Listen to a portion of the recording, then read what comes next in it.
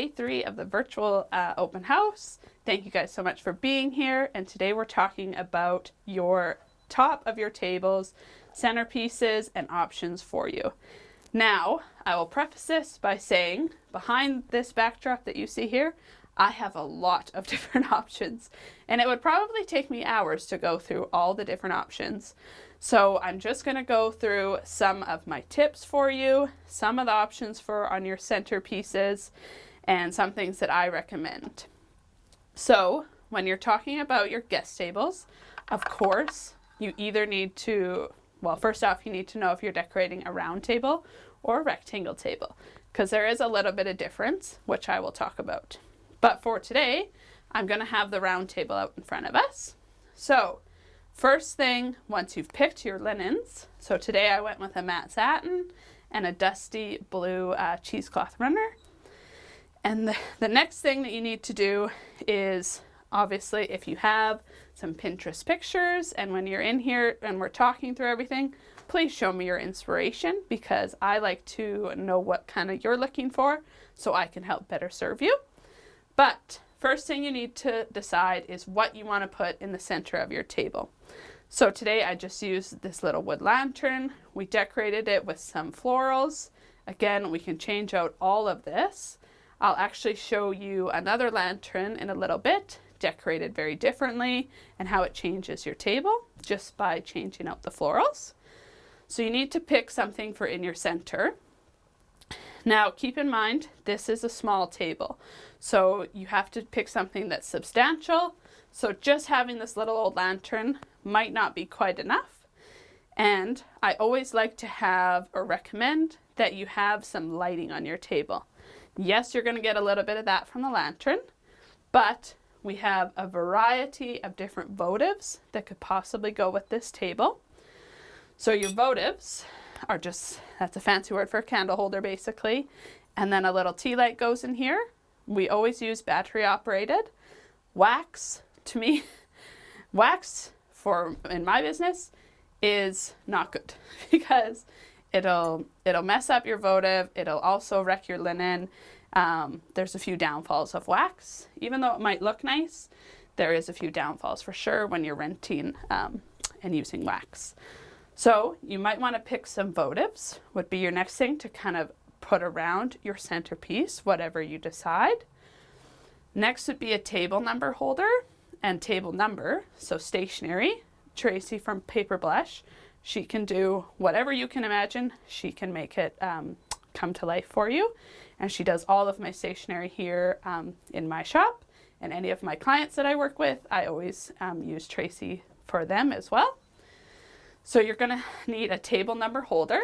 So remember about the height. So if you want something a little bit lower or something a little bit higher, that's an option as well. And again, I do have more options than this, but for today, that's what I'm kind of highlighting. And then stationery, if you have a color that you want, that's where we can kind of bring it in. So even though if you're not doing a seating chart, it is still nice to have table numbers for your MC to say table 1 to 5. You can go and eat now for whatever event you're hosting. It's a little bit for organization as well to have the table number on there. So that's something else you might want. Then the next would be your place settings. So these plates, which I have 3 options, but access to different ones too if these aren't something you're looking for. Like if you wanted the clear charger plate, I can obviously get those as well. But for now, these are the 3 we're going to talk about. So the functionality of a charger plate is to look pretty. You do not take this up to the buffet or anything like that. You are going to put your buffet plate on top of the charger. And it's basically to sit on your table and to look nice while your guests are coming in. And then you're going to put your napkin or something on it. Potentially, if you have a favor, that could be a spot where it goes on, is on your charger. So something to consider. And then glassware. So some venues will have their own glasses. You just need to make sure that you ask what they have and how many they have. So for us, we have water glasses, wine glasses, short or tall options. And I also have a ton of brandy snifters. So if you're doing kind of a fancier something that you might have a little brandy at the end of the night, then that's an option too. These are also a really good piece to use in your centerpiece. You can flip them over and you can fill this with maybe some greenery, have a candle on the top. So that's a very versatile piece actually. Something new that we brought in this year with all of our outdoor COVID weddings, when you're in a hall and stuff, you actually kind of take advantage of the fact that they have plates, utensils, glasses, all those things.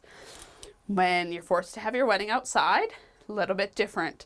So we did bring in some gold cutlery. So that is something that we also now rent out if you need. We took the gold. I can also get you silver if that is more the color that you're looking for. But for me this year, gold was my popular thing. So we brought it in gold. And that's nice to have sitting. It could sit right on your napkin. And it's pretty much done your table setting. So those are some of the options and some of the things that I wanted to talk about today with centerpieces and center of the table. So now I'm going to talk a little bit more about if you're designing a rectangle table and kind of what the difference is in that. And we're back with talking about rectangle tables on a round table, but that's okay. You'll still get the idea. So again, we've changed out the centerpiece. So we just have the simple wooden box with your florals and your votives. So what I want to talk about for a rectangle table is, again, know the length of your rectangle table. So if it's a 6 foot or an 8 foot, and if you do decide to put 2 rectangle tables together to make that square, which makes visiting for your guests a little bit easier, then we can talk about that. But so you have a rectangle table. In the hall or venue that you're working in, are the tables super long or are they only 2 tables long? That's something that you need to decide on how you're actually setting out the tables. Because if you can envision one rectangle table and you have your centerpiece on it, that's perfect. Then if you have another table like long with it, you have a whole table length of nothing. So I always recommend that we do kind of a trail of either some votive, have a little bit of light, or some extra greenery or something kind of going down those tables. And then you'll have your extra center or your next centerpiece at the middle of the next table. But just to join those tables kind of together, it's nice to have a trail of things, kind of like a bread trail, if you will, to the next centerpiece. So that's definitely the big difference on a rectangle table. And then the second big difference, I'm just going to grab, is charger plates. So if your heart is set on charger plates and your venue has rectangle tables, these 2 plates take up a lot of space. And so on that rectangle table, you're not going to have a ton of room for like your centerpiece and for people to eat proper, or, you know, in nice spacing, I guess. So if you're dead set on chargers, then I would recommend that you put the 2 tables together to make the square, so then you can have your charger plates. Because on just a normal skinny, I guess, rectangle table, you don't get a ton of room when you have the charger plates on there, unless you stagger them, and sometimes that looks a bit wonky in pictures and stuff.